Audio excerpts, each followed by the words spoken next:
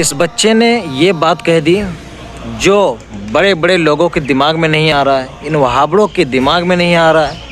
یہ کیسی کیسی باتیں کر رہے ہیں اور نبی پاک صلی اللہ علیہ وسلم کی شان میں گستاخی کر رہے ہیں. یہ چیز نہیں سمجھ میں آتا ہے. شیطان کو تو کہتے ہیں کہ حاضر و ناظر مانتا ہے، پر نبی پاک صلی اللہ تعالیٰ علیہ وسلم کے حاضر و ناظر نہیں مانتا. یہ کیسا عقیدہ ہے؟ اس کا کیا کہنا ہے؟ اس بچے سے تو کچھ سیکھو. اس بچے سے کیا بتا رہے؟ تو اب آپ مان رہے ہو کہ ابلیس حاضر ناظر ہے اور نبی کو آپ حاضر ناظر نہیں مانتے. دیکھیں نا بھائی، شیطان پر تو اس کا عقیدہ ہے، شیطان پر تو اس کا عقیدہ ہے. بس شیطان پر تو تیرا عقیدہ ہے جو سب کو گمراہ کرتا ہے، لیکن نبی پر تیرا عقیدہ نہیں ہے.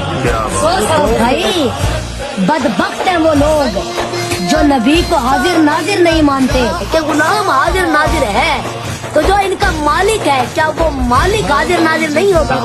اب حضور نے فرمایا ہے کہ جس نے بیٹی کی اچھی تربیت کی وہ کل قیامت والے دن میرے ساتھ ایسے جڑا ہوا ہوگا. تو اب آپ مجھے بتاؤ کہ وہ سارے اس طرح حضور کے ساتھ کیسے ہو سکتے؟